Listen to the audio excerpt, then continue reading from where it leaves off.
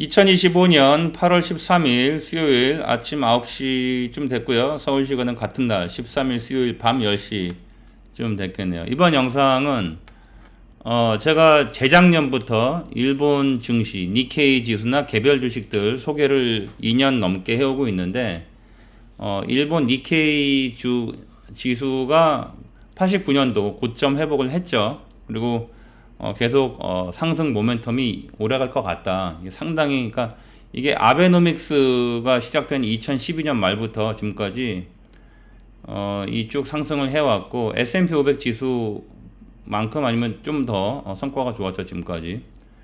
그리고 개별 주식들 소니 같은 경우 굉장히 성과가 좋습니다. 삼성전자가 한 3배 오를 때 가령 10몇 년 동안 소니가 뭐 한 20한 너댓 배 오르고 그랬죠. 그게 소니만 그런 게 아니라 많은 일본의 개별 회사 개별 주식들이 그렇다. 근데 이런 이 모멘텀 시작은 일단 아베노믹스예요. 그거는 아베를 싫어하고 좋아하고 떠나가지고 아베노믹스가 이 모멘텀을 시작을 시켰고 모멘텀이 10년 넘게 현재 오래 지속되고 있고 앞으로도 오래 갈 겁니다. 저는 10년 이상 간다고 봐요.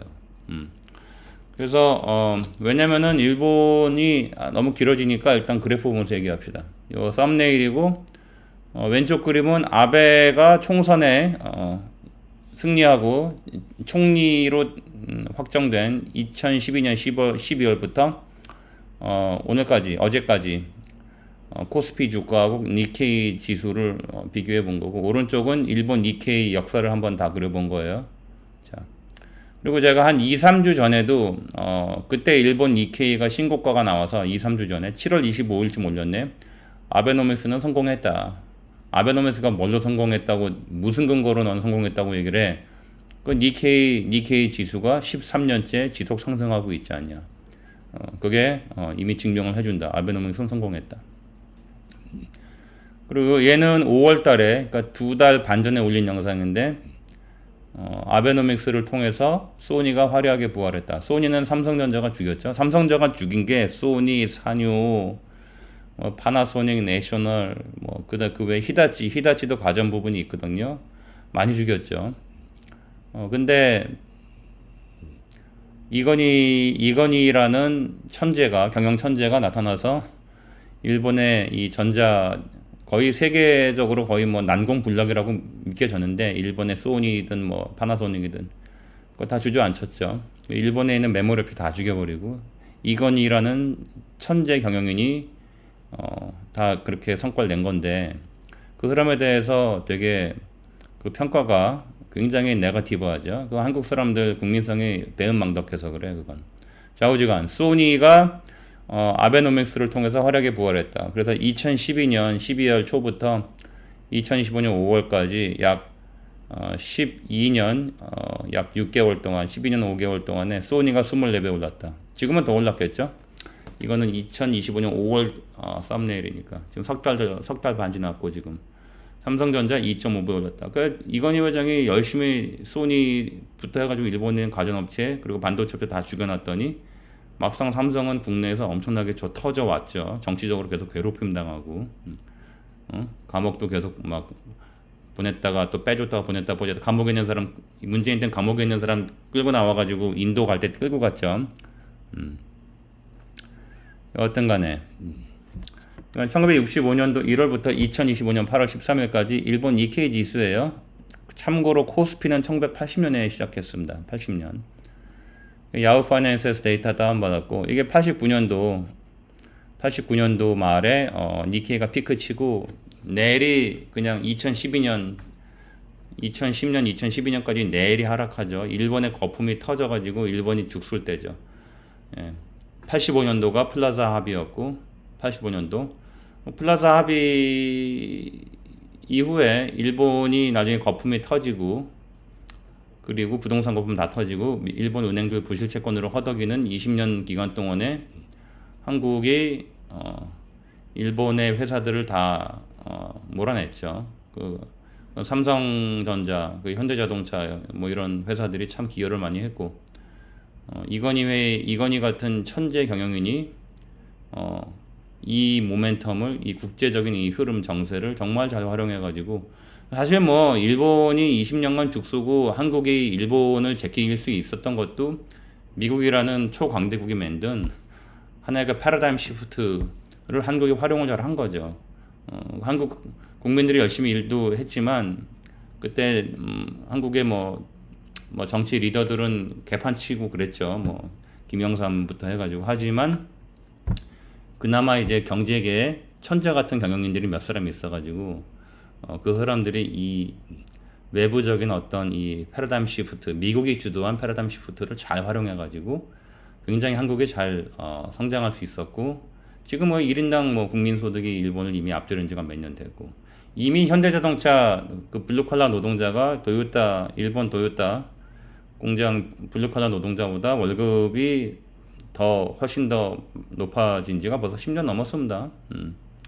미국보다 더 많이 줘요 지금 한국의 현대자동차 블루칼라 노동자가 미국에 있는 현지 공장에 있는 미국 노동자보다도 훨씬 더 돈을 많이 받습니다. 여하튼 간에 그 이게 거의 20몇 년, 20한 4, 5년 내리 하락하다가 2012년 말에 아베가 이 총리가 확정되고 나서 아베노믹스를 실시하면서부터 일본 니케이가 회복을 한 거죠. 뭐 지금도 뭐 일본 아베노믹스가 뭐 실패했네 뭐네 하는 사람은 극소수인데 과거 2012년부터 작년까지 아베노믹스는 실패했다 실패할 거다 노래를 주구장창 불렀습니다. 어디서? 그 한국에 있는 제도권 언론들 그리고 무슨 경제 뉴스 경제 TV 많죠. 그리고 온갖 유튜버들 뭐 구독자 몇십만 되는 온갖 유튜버들 몇백만 되는 유튜버들 거기에 나오는 무슨 증권회사 나오는 무슨 애널리스트네 뭐네 얘들 100명 중에 99명은 다 아베노믹스 실패했고 아베노믹스 실패할 거라고 실패할 수밖에 없다고 얘들 그 중에 자기들 틀렸다고 인정한 애들 한 놈도 없어요. 한 놈도 없어. 아베노믹스가 실패했으면 왜 니케이가 4배 오르냐 이거야. 자, 얘는 미국 아까 그 일본 그 니케이가 피크를 칠 때가 89년도 말인데 그때 전후부터 해가지고 이게 거의 쭉 거의 20몇 년간을 계속 내리 하락하다가 거품 터지고 일본이 디플레이션 빠지고 했었죠. 그러다가 이제 2012년 말에 아베노믹스가 아베가 총선 당선 확정되기 전에 이미 시장은 선반영을 해가지고 2012년 중반부터 이미 일본 증시가 꿈틀꿈틀합니다. 원래 그 주식은 포워드 루킹이죠. 선반영을 하죠. 그 뭐 중간에 뭐 코로나 바이러스 때 잠깐 뭐 폭락도 하고 작년에 2번 폭락을 크게 했죠. 작년 재작년에 왜냐면 엔화가 갑자기 세지면서 폭락을 좀 했죠. 하지만 다 회복했다. 그래서 일본은 그 엔화가 달러만큼은 아니지만 나름대로 리저브 커런시이기 때문에 일본은 엔저가 일본 경제와 증시에 좋죠. 한국은 원화 환율이 낮아야지 즉 원화가 세야지만 한국의 자산 시장이 좋은데 일본은 미국처럼 조금 과장해서 말하면 돈은 무한정 엔화를 찍어낼 수 있는 백그라운드가 있는 나라예요. 일본의 뭐 정부 부채가 GDP의 뭐 270%네 280%네 일본이 망한 애가 다 개소리입니다. 일본 뒤에 쌓아놓은 일본이 해외에 뿌려놓은 해외 자산들이 장부가로 한 5천조 6천조 돼요. 장부가로 시가로는 뭐 그게 몇백 배 몇십 배 몇백 배 더 클 수도 있겠죠. 그거 생각하면 돼요. 여러분이 60년 전에 압구정동 강남구 압구정동 아니면 신사동에 한 평당 10,000원 주고 10,000평을 샀어. 60년 전에. 물론 지금 신사동 강남구 압구정동 여기는 옛날에 60년 전에는 경기도 광주군이었어요. 서울이 아니었어요. 그러면 거기 평당 10,000원 주고 10,000평을 샀어. 60년 전에. 그럼 지금 장부가는 1억이지만 시가는 1조죠. 그쵸? 예. 일본이 전 세계에 지금 가지고 있는 일본의 그 땅이 뭐 농장, 광산 뭐 다 해가지고 일본 본토의 2.5배예요. 그리고 60년 전부터 계속 사들여 왔다고. 장부가로 한 5천조인가 6천조 돼요 지금. 한 4트릴리언 달러 넘으니까. 시가로 얼마야 그러면? 시가로. 일본은 돈 과장해서 말하면 돈 무한대로 찍어도 되는 나라기 때문에 일본은 엔저가 일본 니케이 지수 증시에 좋다.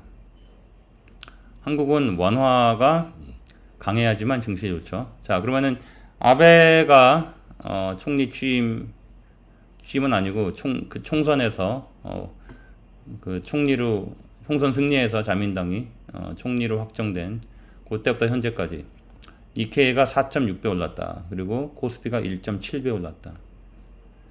그러면은 삼성전자는 어땠냐? 같은 기간 동안에 삼성전자가 약 한 3배 올랐다. 소니는 24배 올랐다.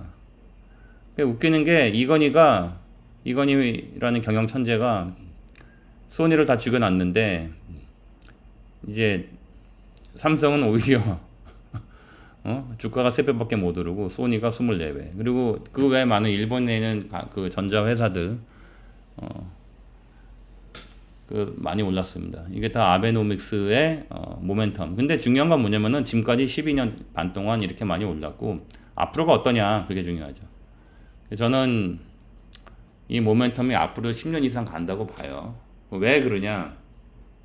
일본은 과거 20몇 년간 죽쓰던 일본이 아니고 새로운 아시아의 맹주를 부상을 하고 있고 일본이 멍청한 짓을 그동안 20몇 년 전, 30년 전에 거품 터지는 그런 짓을 했지만 일본이 그동안에 단련이 된 거죠. 상당히 단련되어 있다. 그리고 뭐 아시아에 뭐 앞으로 뭐 세계에 무슨 뭐 맹주가 되네 마네 했던 중국 걔네들은 이제는 내려가는 것밖에 안 남았죠. 이미 걔들은 피크치고 꼬꾸라진 지가 10년도 넘었어요. 아직도 한국에서는 중국 공산당한테 받아먹은 애들이 많아가지고 공산당 빨고 있지. 중국 경제는 이미 10년도 전에 2011년도 12년도에 피크치고 그때부터 내려 하락하고 있는 겁니다. 그리고 일본은 2012년도 말부터 부상을 하기 시작했고 바닥치고 부상을 했고 중국은 2011년도 12년도에 피크치고 내리 하락하는 거고 걔네들은 그 2008년 9년 이후 지금까지 엄청나게 정부 지출해가지고 부실 채권을 만들어냈는데 그 부실 채권을 해결할 방법이 없어요. 중국은. 일본은 그거를 해결을 해온 거예요. 20몇 년간 정말 개고생하면서 해온 거고 한국은 97년도에 IMF 구제금융 받으면서 어느 정도 부실을 떨어냈고 물론 뭐 그때 실업자도 많이 생산되고 이혼도 많이 그때 늘었고 그때 한국이 이제 본격적으로 노숙자가 많이 생기는 그런 상황이 시작이 된 거죠. 근데 이제 중국은 그걸 할 수가 없는 거죠. 그리고 중국은 이미 원자가 많아서 코로나 바이러스 퍼뜨린 것부터 원자가 많기 때문에 서방에서 일본은 서방이죠. 서방에서 중국은 그냥 놔두질 않을 거예요. 반드시 그 대가 치르게 할 겁니다. 당연히 일본은 좀 얍삽하게 또 중국에도 양대를 걸치고 또 미국에도 양대를 걸치고 약간 얍삽한 짓을 하긴 하지만 나름대로 일본은 그래도 외교 자체는 상당히 수준급으로 해온 나라고 일본의 외교 능력은 상당히 높습니다.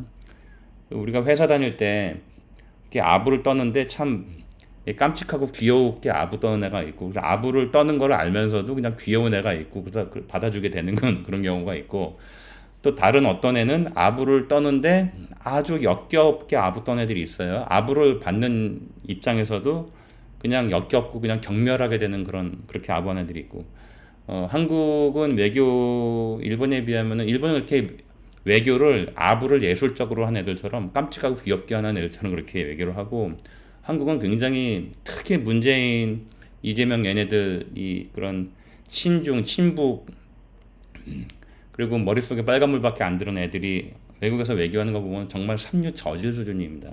정말 삼류 저질도 하고 그러니까 안 되니까 지들이 외교력이 떨어지고 뭐 평생 무슨 뭐 제대로 공부를 해봤어. 걔들이 뭐 세상 물정에 대해서 지들이 고민을 해봤어. 그냥 안에서 그 분탕질하고 안에서 인파이팅 해가면서 맨날 그 정치 공작이나 벌이고 인파이팅 여론 공작하고 언론 공작하고 인파이팅만 공산당 수법만 써본 애들이고 그거밖에 할 줄 모르는 애들인데 만 18, 19세 대학 들어가가지고 평생을 걔들이 뭐 할 줄 아는 게 뭐 있어. 지령이나 북한이나 중국 공산당 지령이나 받아가지고 지령대로 그냥 하는 애들이 뭐 정권 잡았으니까 뭐 외교가 제대로 되겠어요? 그러니까 지들이 그 삼류 저질 수준밖에 외교가 안 되니까 맨날 그 기업인들 데리고 가는 거예요. 돈으로 어떻게 발라보려고.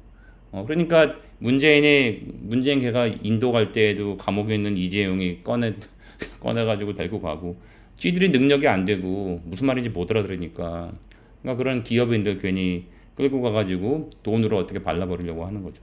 그냥 삼류 저질 수준으로 하는 거예요. 그 일본은 상당히 예술적으로 외교를 합니다. 아주 깜찍하고 귀엽게 아부를 하는 그런 스타일이고, 한국의 그래서 외교력이나 특히 이런 이재명이나 지금 한국은 실질적으로 민주당 일당 독재죠.